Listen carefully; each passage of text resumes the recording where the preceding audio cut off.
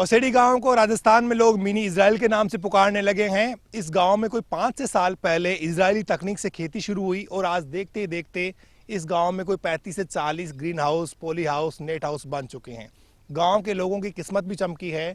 खेती भले ही पूरी दुनिया में घाटे का धंधा कही जाती हो, लेकिन इस गाँव में जिस शख्स ने भी इजरायली तकनीक को अपनाया वो आज अपने पैरों पर खड़ा है और खेती उसके लिए मुनाफे का सौदा बन गई है।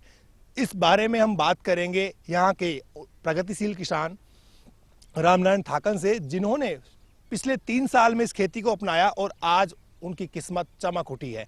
रामनारायण थाकन हमारे साथ में जुड़ रहे हैं। थाकन साहब, किस तरह की खेती पहले थी और अब जो आपने खेती की शुरुआत करी पिछले 3-4 साल में आप करने लगे हैं, कितना फर्क आप महसूस कर रहे हैं?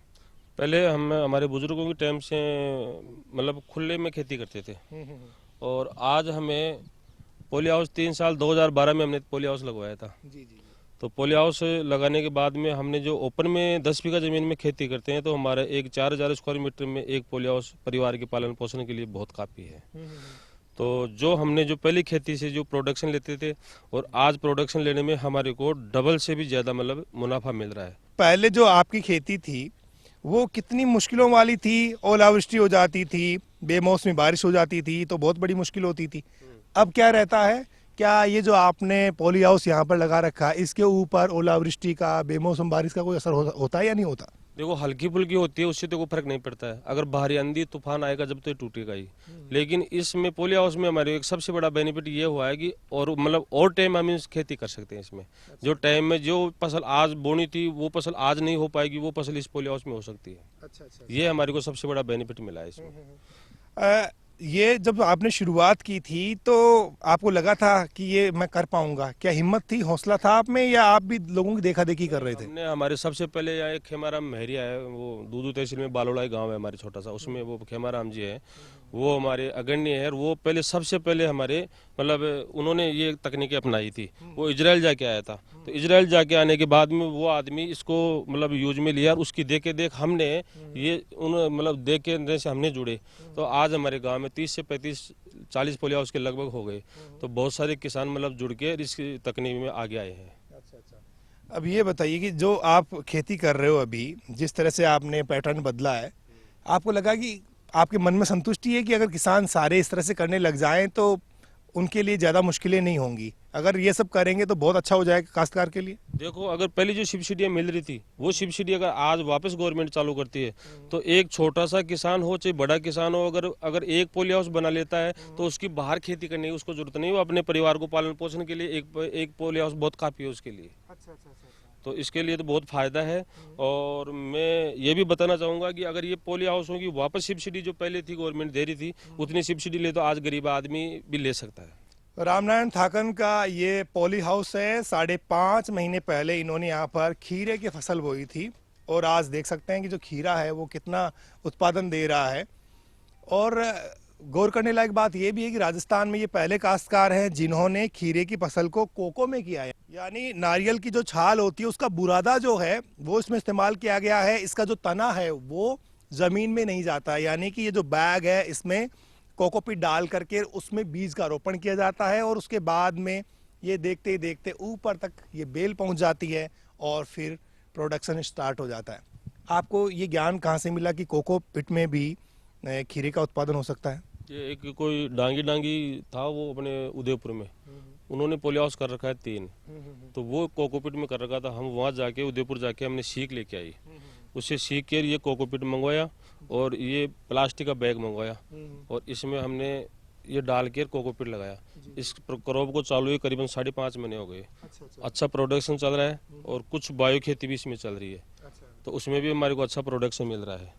और इसको 5.5 महीने हो गए, अभी मेरे को ये उम्मीद है कि 1.5 महीना अभी तक चलेगा ये पॉली हाउस। अच्छा, अभी तक कितनी पैदावार आप इससे ले चुके हैं और किस तरह की उम्मीद है आपको कि आपका ये जो पॉली हाउस है इस बार कितना उत्पादन दे देगा आपको? ये इसमें मैंने 30 से 35 टन माल के लगभग निकाल लिया और अभी भी मैं ये सोच रहा हूँ कि 10 से 12 टन माल तो मैं इसमें और निकालूंगा। यानी कि खर्चा कितना किया है और पैदावार कितनी हुई है लगभग अब तक? अब इसमें खर्चा तो अब की बार तो मैंने पहले शुरू में स्टार्टिंग में 2 लाख रुपए लग गए मेरे इसमें। 2 लाख रुपए का खर्चा हो गया चालू करने में। कोकोपीट खरीदी है मैंने और फिर बैग खरीदे, बीज लेके 2 लाख रुपए में चालू आए ये मेरे। और 35 टन के माल लगभग मैंने निकाल लिया, तो 6 से 7 लाख के लगभग तो मैंने बेच दिया ये। और अब कितना प्रोडक्शन देता है, 1-1.5 महीना और चलेगा ये। अच्छा। यानी कि आपके ख्याल से ये जो खेती है जो इजरायली तकनीक वाली, ये किसी भी तरह से घाटा नहीं होगा इसमें? आपको लगता है अगर मन से की जाए तो नुकसान तो नहीं होगा काश्तकार को? देखो, इस खेती में एक ही बात है, अगर कोई किसान लापरवाही करेगा तो ये इसमें कामयाबी की मंजिल नहीं मिल पाएगी। अगर तहे दिल से इसका ध्यान रखिएगा, जैसे बच्चे का पालन पोषण करता है वैसे पेड़ का पालन पोषण करेगा ना, तो इसमें कामयाबी की मंजिल जरूर मिलेगी। अच्छा। ये कोई शक संदेश नहीं है इसके अंदर। पोलियास में आराम से कमाई करके, मतलब एक परिवार की पालन पोषण आराम से किसान कर सकता है। अब अगली बार जब आप इसमें फसल लगाएंगे तो इतना खर्चा नहीं होगा मेरे ख्याल से? अब ये 3 फसल देगा मेरे को कोकोपीट। एक बार पहली बार इतना खर्चा हो गया, अब 3 फसल मैं इसमें और ले लूंगा। अभी तक मैंने किसी से बात की तो वो बता रहा था भाई 3 फसल और ले सकते हैं। तो अब मैं इसको आज 1.5 महीने बाद में वापस 15 दिन में खाली करके बैग कर वापस इसकी ग्रेडिंग करवा के और वापस लगाऊंगा, इसी में लगाऊंगा मैं। तो मेरे को 6 महीने तो इसमें सीखने में लग जाएगा, लेकिन सीखने में भी मेरे को अच्छी कामयाबी मिली है इस पोली हाउस में। सबसे बड़ी बात तो आपको ये बताना चाहूँगा, जो हमारे कोकोपीट में जो ये पेड़ लगे हुए हैं, हम सबसे ज़्यादा दुखी किसान यहाँ के बसेड़ी के, बालोड़ाई के, हम सबसे ज़्यादा दुखी हैं नेमाटोड से। नेमाटोड एक ऐसी चीज़ है जो इसके लिए कोई साइंटिस्ट आज दिन तक हमारे को ऐसा नहीं कि इस नेमाटोड को मैं ख़त्म कर सकता हूँ। नेमाटोड ये एक जड़ में होता है, जड़ में आके जैसे अदरक की जो गांठी बनती है ना, अदरक की जैसे मतलब गांठी बन जाती है, वो नेमाटोड होती है। अब हाँ, लेकिन मैंने एक सबसे बड़ी चीज़ बस इस नेमाटोड से गिरने की वजह से मैंने एक कोकोपीट लगाया है। भाई नेमाटोड एक ऐसी चीज़ है जो पेड़ को फल नहीं दे पाती है, और ये नेमाटोड 5.5 महीने की क्रॉप हो गई, लेकिन आज भी एक भी कोकोपीट में मेरे को कहीं नेमाटोड का असर दिखाई नहीं हुआ। इस वजह से मैंने ये तकनीकी मतलब लेके आया हूँ। नेमाटोड से बहुत ज़्यादा दुखी है किसान यहाँ से। किस तरह से ये जो पॉली हाउस है इसकी तकनीक है, और किस तरह से ये जो पौधे हैं इनकी जड़ों तक पानी पहुँचता है? ऊपर ये जो आपने ये बेलों को जो है ना ऊपर तक पहुंचाने के लिए धागे लगाए हुए हैं, और ये ऊपर जो लगाया हुआ है स्प्रिंकलर टाइप का जो है, ये किस तरह से काम करता है? इसकी तकनीक क्या है और इसके लिए कितना तकनीकी ज्ञान का होना जरूरी है काश्तकार को? देखो, ये जो लगा रखे हैं ऊपर, ये इसको बोलते हैं फोगर। ये फोगर क्या होता है, जो गर्मी का जो टेम्परेचर ज़्यादा होता है ना और पौधा अलसने लगता है, तो इस फोगर को हम 10-5 मिनट चलाते हैं तो ये बिल्कुल धुंध सी बना देता है, और पानी के देने से वापस मतलब इसका टेम्परेचर कम कर देता है। और ये धागा है, ये बेल है ये, तो बेल को लपेटने के लिए इस धागा बांधना जरूरी होता है। क्यों? नीचे इतनी जगह नहीं है, इसको ऊपर पहुँचाना जरूरी है, और ऊपर नहीं पहुँचेगा तो खीरा उत्पादन नहीं दे पाएगा।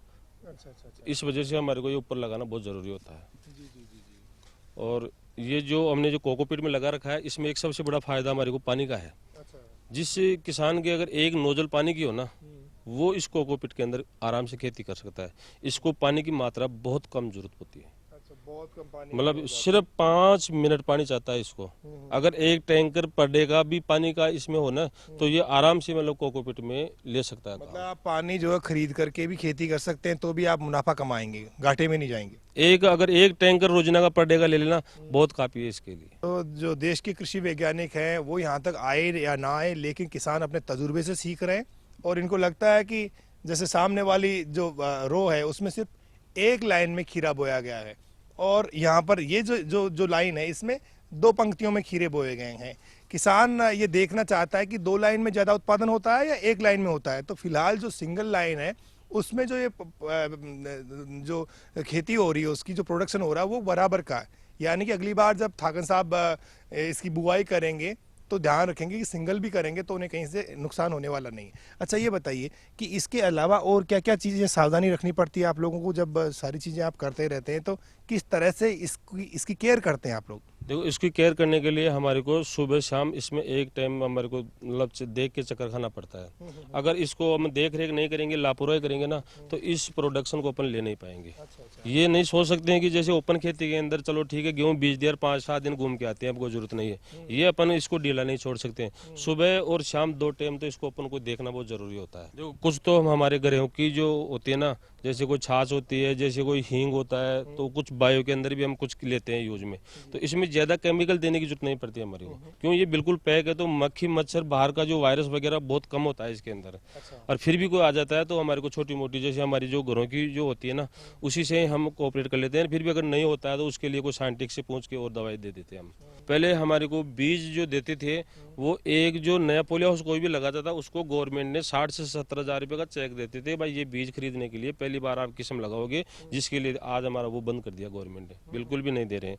दूसरा, हमारे को जो फर्टिगेशन मिलता था उस पर 75% सब्सिडी मिलती थी, आज हमारी वो 75% सब्सिडी बिल्कुल ही खत्म हो गई, एक 0% पे है। आने वाले टाइम में पानी की मात्रा कम हो रही है, और पानी कम होने से ही ये पोली हाउस है, इसमें अपना फसल करेंगे तो किसान जिंदा रह पाएगा।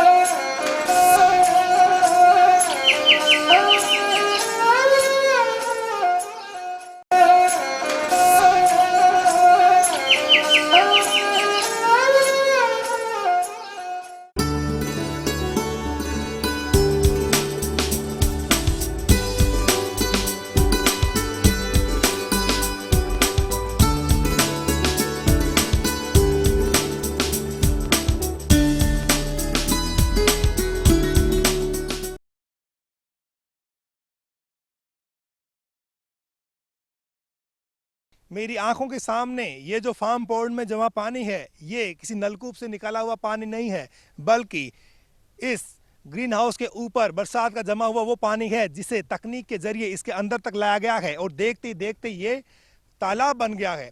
और ये कोई एक दो नहीं, बल्कि हर खेत में यहाँ पर ऐसी चीज़ें देखने को मिल जाएगी। यहाँ का काश्तकार चाहता है कि वो दूसरे काश्तकारों को भी सिखाए और उन्हें कदम से कदम साथ मिलाकर चलना सिखाए। ये इसी सोच के साथ में बसेड़ी का किसान आगे बढ़ रहा है। प्रदेश के वो किसान जो कर्जे से दबे हुए हैं, जो कुछ नया करना चाहते हैं, उन्हें कम से कम एक बार बसेड़ी आना होगा। और इस गांव के काश्तकारों ने अपनी मेहनत से अपनी तकदीर को जिस तरह से बदला है, उसके बारे में उन्हें सोच विचार करना होगा और इस तकनीक को अपने खेत तक ले जाना होगा।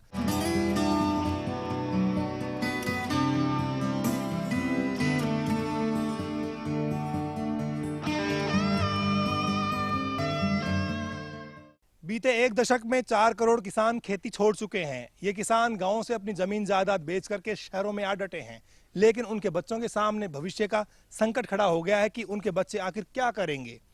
और ये ऐसे दौर में हो रहा है जब बारिश हर साल 20% कम होने लगी है।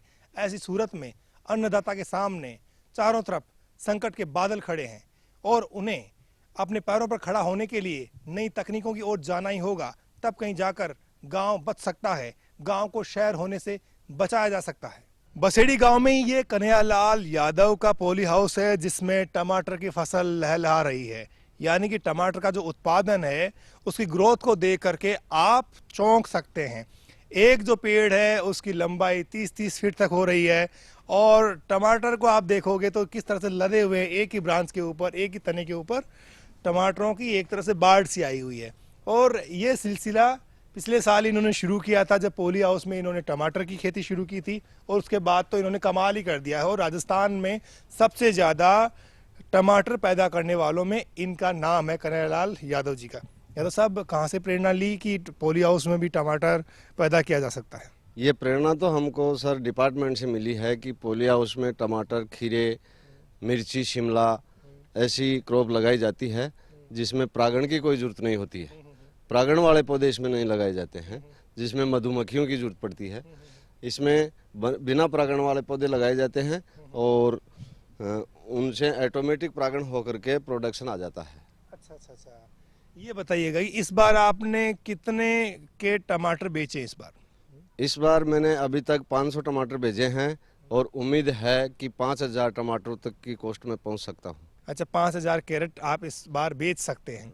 तो कितना क्या कीमत मिलती है इनकी बाजार में? क्या जो पोली हाउस में पैदा होने वाला टमाटर उसकी कीमत ज़्यादा मिलती है, या किस तरह से बाजार भाव मिलता है आपको? ओपन वाले टमाटर की बजाय इसका डबल भाव मिलता है। ओपन वाला 10 रुपये किलो रहेगा तो ये 20 रुपये किलो बिकेगा, ओपन वाला 20 रहेगा तो ये 40 रुपये किलो बिकेगा, क्योंकि इसकी क्वालिटी में विशेषता है। ये 10 रोज ठेले पर ठेले वाला बेच सकता है और ये खराब नहीं होता है। अच्छा, खराब नहीं होता। इसके पीछे इसमें क्या ऐसी खूबी है जिसकी वजह से खराब नहीं होता? इसके अंदर, टमाटर के अंदर 4 सपोर्ट हैं स्ट्रॉन्ग रखने के लिए, और देसी टमाटर में 2 ही सपोर्ट आते हैं, वो जल्दी ख़त्म हो जाता है। इसमें 4 सपोर्ट आते हैं। इसके लिए छिलका भी इसका थोड़ा मोटा होता है और ये बहुत बढ़िया क्वालिटी चली है। अच्छा, बहुत बढ़िया क्वालिटी चली है। तो क्या दूर दराज के किसान यहाँ आते हैं आपको देखने के लिए, समझने के लिए कि भाई हमें भी बताओ, हम भी अपने खेत पे इस तरह का पॉली हाउस लगा करके और टमाटर की खेती करना चाहते हैं? बिल्कुल चूरू, झुंझुनू, डूंगरपुर, बांसवाड़ा, उदयपुर सभी तरह के सभी जगह से किसान आते हैं गाड़ियां ले करके और यहाँ की विजिट करके जाते हैं, देख के जाते हैं और कुछ लेके भी जाते हैं। जितना हम जानते हैं उतना हम उनको सलाह देते हैं और बताते हैं। क्या जो कृषि वैज्ञानिक है राजस्थान के, उन्होंने कोई राय मशवरा दिया आपको? उन्होंने कुछ बताया, कुछ तकनीकी ज्ञान उन्होंने दिया जिसकी वजह से आपको फायदा हुआ?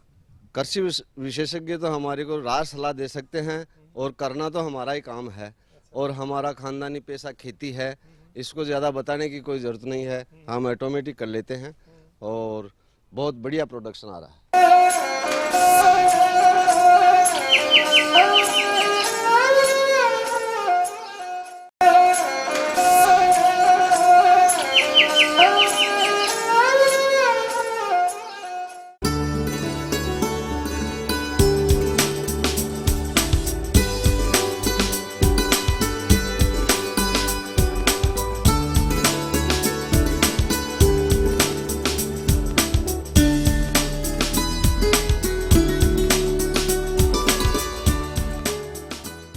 यादव साहब, आपने कहाँ तक पढ़ाई करी है और क्या आपको लगता है कि ज़्यादा पढ़ाई ज़रूरी नहीं है खेती के लिए? मैं 5वीं तक पढ़ा हुआ हूँ। वैसे पढ़ने के लिए तो इसमें एग्रीकल्चर तो वो करना ही चाहिए, लेकिन हमारा तो खानदानी पेशा खेती है, इसलिए हम करीब करीब जानकारी रखते हैं और कुछ समझ में नहीं आता है उसके लिए साइंटिस्ट रखते हैं, उसकी राय मशवरा कर लेते हैं। क्या आपको लगता है कि सारे काश्तकार अगर इस तरह की तकनीक को अपना लें तो फिर उनके लिए जो खेती करना है वो आसान हो जाएगा, वो जितनी लागत है उससे कहीं ज़्यादा मुनाफा कमा पाएंगे? हमारे देश के किसान यदि इसी तरीके से लग जाएंगे तो हमारा देश ही उज्जवल हो जाएगा, सक्षम का हो जाएंगे, हमारा देश का भविष्य सुधर जाएगा और बहुत ही अच्छा प्रोग्रेसिव किसान बन जाएंगे सब। और लेकिन मेहनत तो करना ही पड़ता है सर। अच्छा, आप कितना टाइम इसको देते हैं और किस तरह से ये जो पौधे हैं इनकी सार संभाल करते हैं? मैं जुलाई के आसपास इसकी नर्सरी तैयार करता हूँ और अगली जुलाई तक इसको रखता हूँ। करीबन 30 से 35 फुट की सपोर्ट तक इसकी बेलें चली जाती है, ब्रांचें तोड़ता रहता हूँ, फर्टिगेशन और पानी देता रहता हूँ। उससे प्रोडक्शन जैसे बेल बढ़ती है वैसे ही प्रोडक्शन आता जाता है। अच्छा, आप खुश हैं कि आपने खेती करके और बहुत अच्छा काम किया, आपका मन संतुष्ट है इस चीज़ से? मैं खेती करके आईएएस से भी ज़्यादा खुश हूँ, आरएस आईएएस जो होते हैं उनसे भी ज़्यादा खुश हूँ और उनके बराबर ही मैं कमाई भी कर लेता हूँ। अच्छा, साल भर में आप खीरे से, टमाटर से, मिर्ची से, इनसे कितना पैसा कमा लेते हैं इस तरह की जो नई तकनीक है इसको अपना करके? मेरे 10 बीघा खेती है टोटल पोलिया हाउस समेत, उसमें 30-35 लाख रुपए का बजट निकाल लेता हूँ। 10-15 लाख रुपए खर्चे में चल जाता है, 20-25 लाख रुपए छोड़ देते हैं। बसेड़ी के किसानों की खुशहाली देखकर मेरा मन भी खेती करने को हो रहा है, लेकिन मेरे गांव का खारा पानी इसकी इजाजत नहीं देता।